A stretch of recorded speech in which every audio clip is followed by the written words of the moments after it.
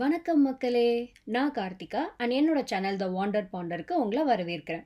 Last weekend சீபா அப்படிங்கிற ஜப்பான்ல இருக்கிற ஒரு ப்ரிஃபெக்சருக்கு ஒன் டே ட்ரிப் போயிருந்தேன். அண்ட் அந்த எக்ஸ்பீரியன்ஸை தான் உங்களோட ஷேர் பண்ண போகிறேன் இந்த வீடியோவில். So let's get going. நான் யோக்கோஹாமாவில் ஒரு ஏரியாவில் இருக்கேன். சீபா இங்கே இருக்குது. கீழே இருக்க பிளேசஸ் எல்லாமே ஆல்மோஸ்ட் சீபாக்குள்ளே தான் கவர் ஆகும். ஸோ யோக்கோஹாமாலேருந்து டோக்கியோ வழியாகவும் இந்த மாதிரி சீபாக்கு போகலாம்.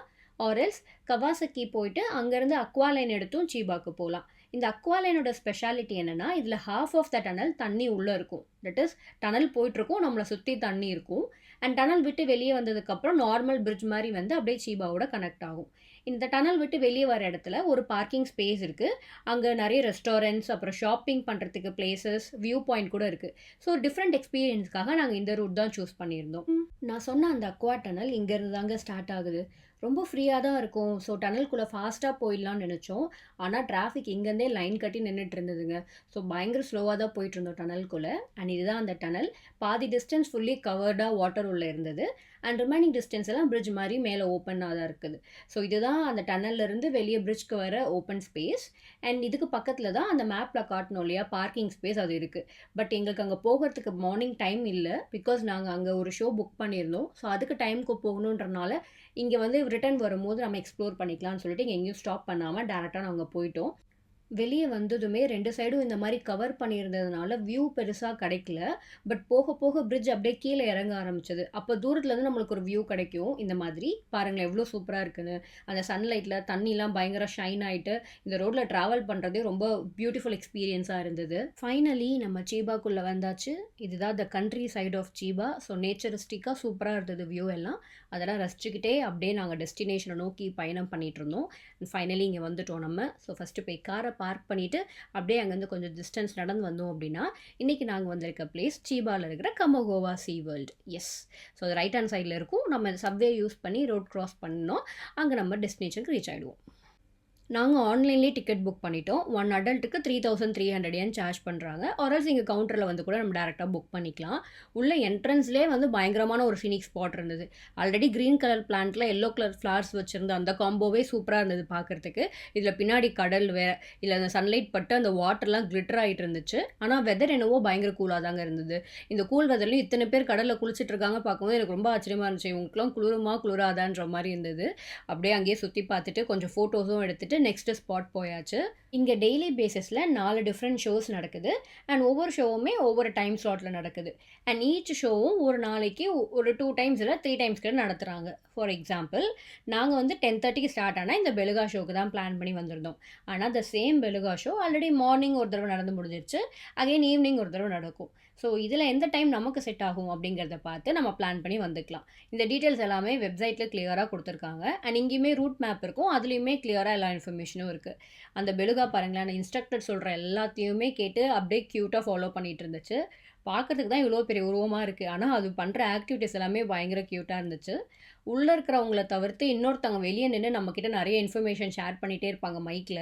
ஆனால் அவங்க பேசின எதுவுமே எங்களுக்கு புரியல. பிகாஸ் அவங்க ஃபுல்லாக ஜாப்பனீஸில் பேசினாங்க.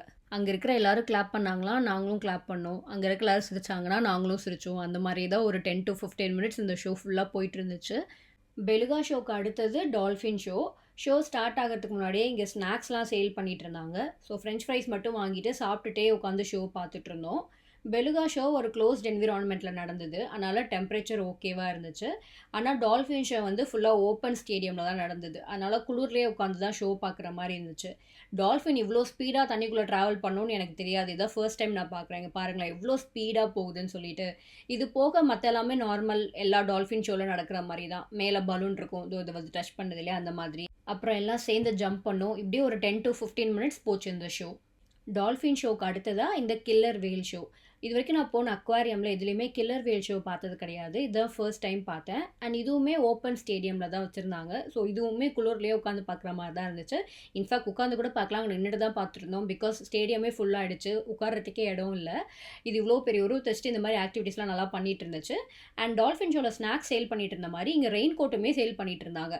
அப்போ தெரியாது இது இவ்வளோ தண்ணி தெரிக்கும்னு சொல்லிட்டு. இங்கே பாருங்களேன் எல்லாருமே ரெயின் கோட் போட்டு தான் உட்காந்துட்டு இருந்தாங்க. அங்க இருந்த எல்லாரையுமே என்டர்டெயின் பண்ற மாரி, அதுவும் அந்த இடத்துலயே அகைன் அகைன் ஜம்ப் பண்ணி எல்லார் மேலயும் தண்ணி தெறிச்சுட்டே இருந்துச்சு. இதுவரைக்கும் நான் பார்த்த டால்ஃபின் அண்ட் பெலுகாவ விட இந்த ஷோல தான் நான் பயங்கரமா என்ஜாய் பண்ணேன். எனக்கு இந்த ஷோ ரொம்ப புடிச்சிருந்தது. அண்ட் இதுவுமே ஒரு 10 to 15 மினிட்ஸ் நடந்துச்சு. அடுத்ததா சீ லயன் ஷோ.